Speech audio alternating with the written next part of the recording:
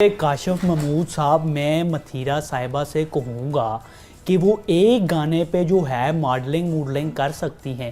पूछिए कौन सा?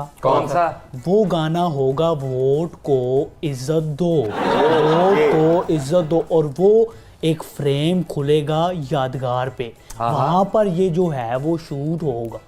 ये कंटेनर पे खड़ी है। लो गलत काम हो रहा है जे। क्यों? वो 14 अगस्त वाला वाकया ना हो जे, कंटेनर भी होवे, कुड़ी भी होवे, बंदे भी होन।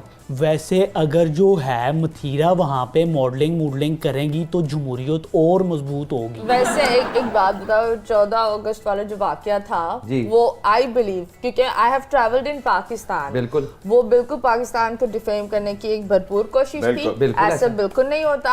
I have moved in crowds. जब तक आप किसी को दावतनामा अदाओं से निगाहों से नहीं देते, जब तक कोई आपको हाथ तक नहीं लगा। चीमा साहब, ये बताइए कि आपने इमरान खान के विजन से मुतासिर होकर पीटीआई ज्वाइन की, लेकिन पार्टी ने आपको टिकट नहीं दिया। क्या वजह थी? पार्टी आपको पसंद नहीं थी या आप पार्टी को पसंद नहीं थे? नहीं, मेरे ख्याल में कोई ऐसी बात नहीं है। सारी बात पार्टियों में यही होता है। जमहूरियत की ये बड़ी खूबसूरती है। तो उन्होंने अपना फैसला किया, मैं चूँकि हल्का के लोगों के पास गया, उनका अपना फैसला था। तो मैं तो दोनों पार्टीज और वर्कर्स के दरमियान था। वर्कर्स ने जो फैसला किया वो आपने देख लिया। बिल्कुल। और देखा ये गया है कि चीमा साहब, ऐसे मौक़ों पे लोग दिल बर्दाश्ता होकर दूसरी पार्टी ज्वाइन कर लेते हैं, लेकिन चीमा साहब ने आज़ाद इलेक्शन लड़ा, जीते और फिर दोबारा पीटीआई में आए। फिर आपको तो ये पता चल जाना चाहिए ना कि वो बस फिर वोट्स के पीछे हैं। आपने जीता तभी उन्होंने आपको वापस ले लिया। एक चीज होता है ना, अच्छे वक्त में तो हर इंसान आपके साथ होना चाहता है। जब वक्त डगमगाता है, जो साथ होता है वही। जो घर का एक फर्द है उसने अपनी बात करने, जो सरबरा होता है उसने सारे को साथ लेकर चलना होता है। उनका अपना फैसला। हम उम्मीद करते हैं कि 2023 में चीमा साहब को पीटीआई का टिकट जरूर मिलेगा। तालियां होनी चाहिए इस बात पर। और साहब की जो मुस्कुराहट है, जरा उस पर गौर कीजिए, इसमें बहुत कुछ राज छुपा हुआ है। मैंने लगता है कि भी टिकट नहीं लेना। नहीं, वो दिल से कह रहे थे कि मैंने टिकट ना दिता तो जित मैं फिर भी जाना। वैसे अगर मथीरा जी अगर प्राइम मिनिस्टर होती, मैं नून लीग छोड़कर इनको वोट देता।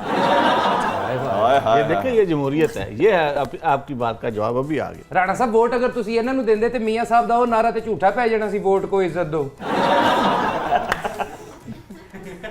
राणा साहब आपको कह रहे हैं ये? राणा साहब, वोट तो सा मथीरा नूं देना है, खल मैनूं देनी।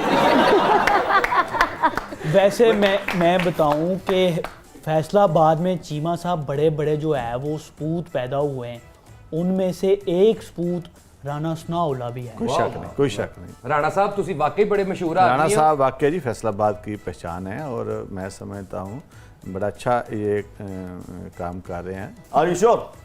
पक्की बात है? पक्की। चीमा साहब लॉक कर दें?